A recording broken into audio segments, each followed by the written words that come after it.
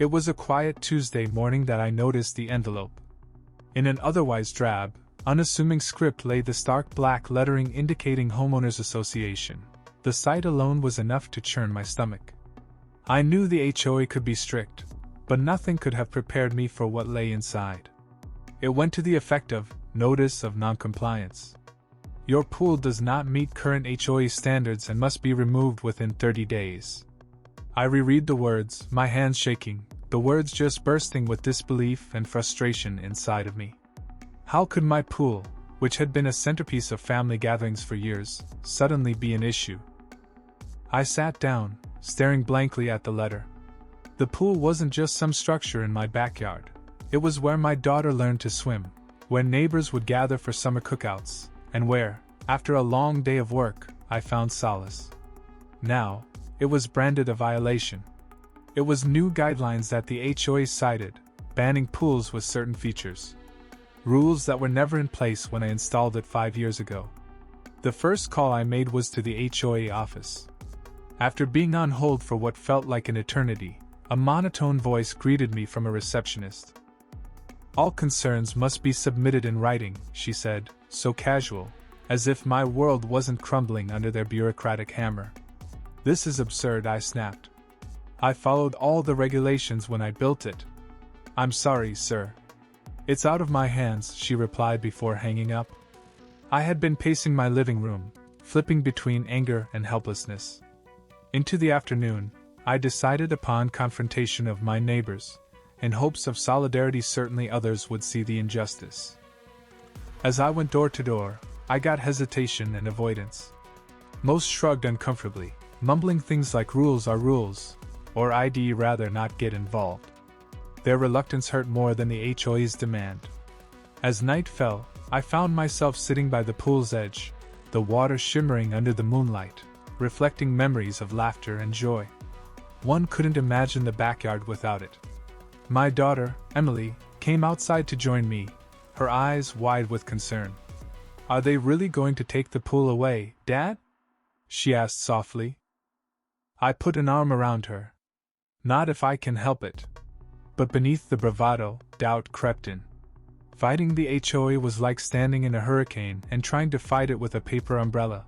The odds were against me, and I knew it.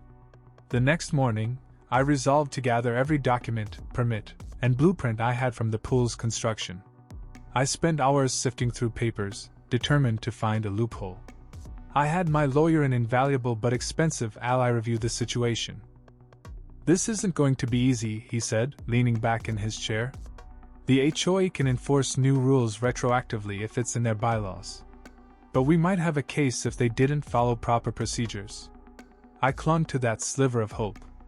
The thought of having my pool torn out, let alone the financial burden associated with it, was more than I could bear. As I readied myself for the upcoming HOA meeting, I rehearsed my argument, hoping logic and reason would prevail. It took place in the community center, a sterile room with fluorescent lighting and rows of folding chairs. The HOA board members sat at the head, their faces a combination of boredom and authority. But Mr. Hayes, HOA president, stood out with his sharp suit and colder demeanor. When they called my name, I walked to the microphone, palms sweating. I spoke with all passion of how my pool was important to my family and the community, highlighting how it met all requirements during its construction. I followed every rule back then, I said, struggling to hold my voice steady but firm. Why am I suffering now for these arbitrary changes? Mr. Hayes adjusted his glasses and spoke in a practiced tone of calm. We understand your frustration, but the HOA's role is to maintain community standards. Exceptions cannot be made in individual cases. The audience said nothing. Faces unreadable. I scanned the room for signs of support. There were none. The board moved on to the next agenda item as if my plea had never been made. As I was leaving the meeting, one of the neighbors caught my arm. You're brave for speaking up, she whispered. But they're relentless. Be careful. Her words still echoed in my mind as I drove back home. Later that night, I sat by the stillness of the pool, its quiet a contrast to the churning of my mind. Yet I wasn't going to give up, yet the road ahead seemed harder than ever. Somewhere, I was hoping for a miracle, a reason, a discovery, or anything that would turn the tide in my favor. Little did I know, fate had something unimaginable in store. The morning I decided to fight back, the sun cast a diffused glow over the neighborhood. I had not slept that night, my mind rumbling over the cold manner in which the HOA dismissed my plea. They were sadly mistaken if they thought I would roll over and not fight. First, I did research. I sat and studied every word, every clause, and every footnote in the bylaws of the HOA. I began armed with a pen, a pile of papers fanned across the dining table, looking through legal words for any hint of something to help me. It did not take long to bring up what I had hoped for, a clause that requires the HOA to notify in writing any rule change well in advance of the date for enforcement. I had received no such notification regarding the pool guidelines. Equipped with this new information, I called my lawyer, Mr. Carter. He was a no-nonsense man with a knack for finding holes in an airtight argument. He studied my findings, then nodded his head. "This is something we can work with," he said. "But be prepared, it's not going to be an easy battle." Next came garnering support from my neighbors. I drafted a petition that outlined just how unfair the actions of the HOA had been, and how their overreach could set a dangerous precedent.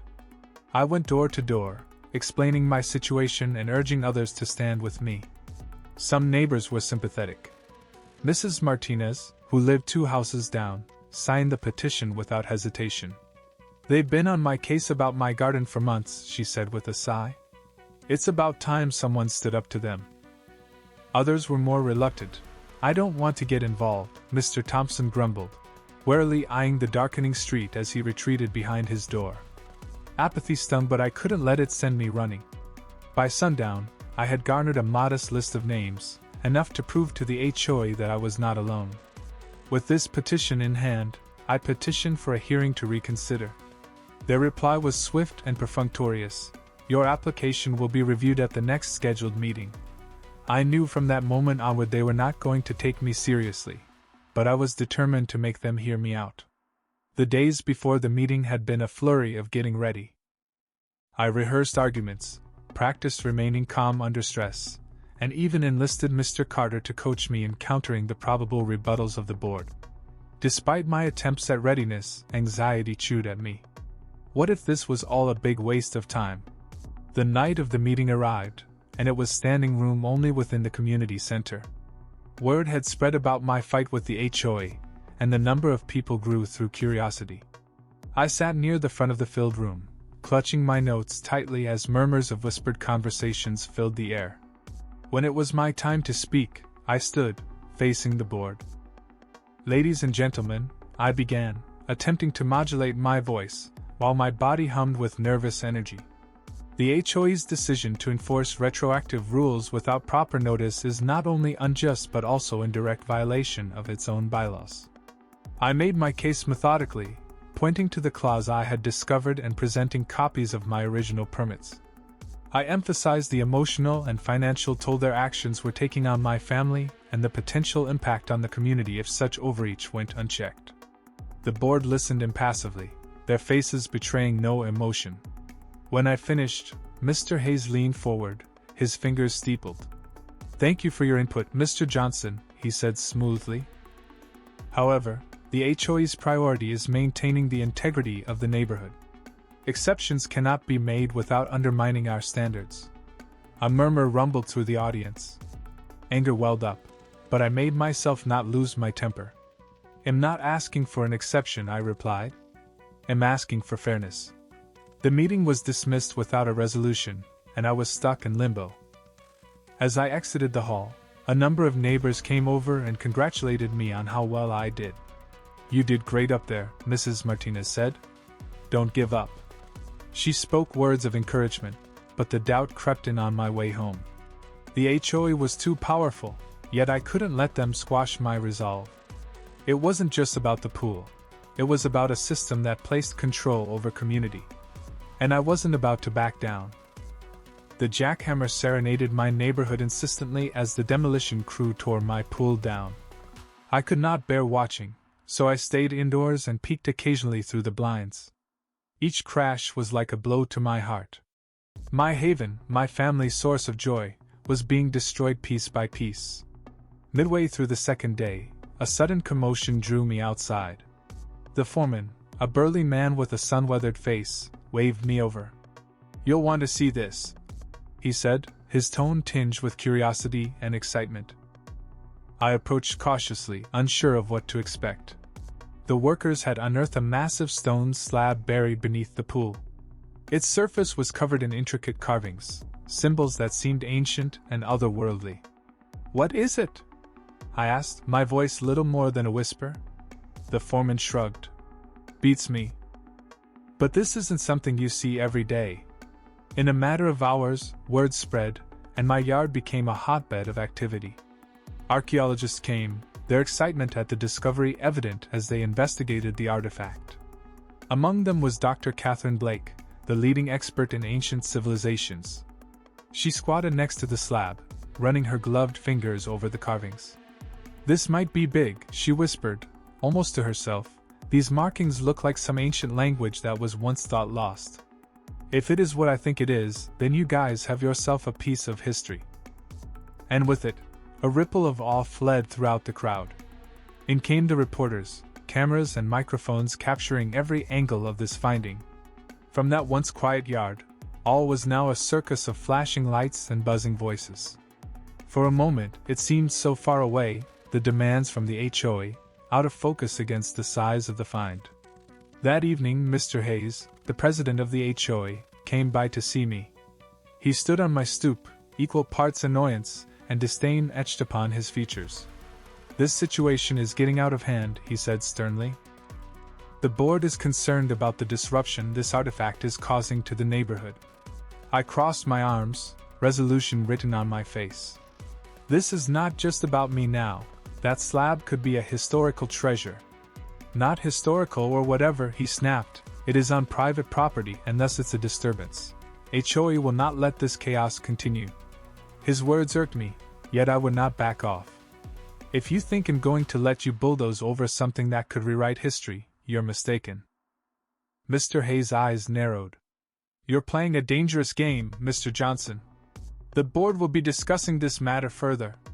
I turned and headed away, feeling defiance mingle with fear.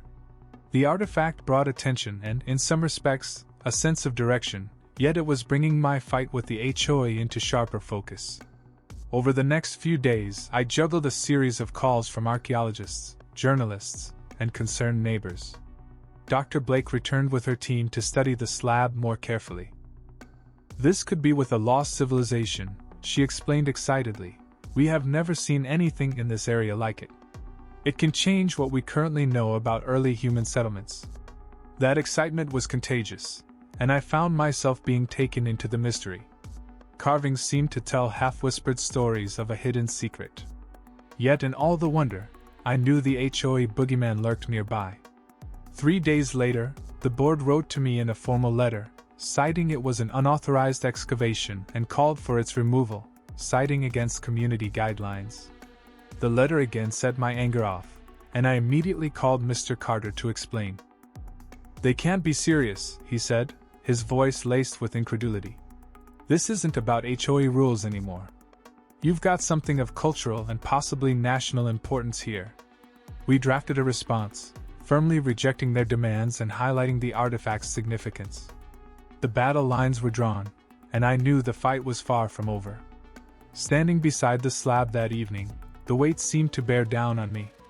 A find that had brought excitement and possibility now also brought great pressure. It was the biggest risk of my career, with little room for failure. Somewhere beneath the carved stone and ancient symbols lay the answers I needed, answers that would change everything.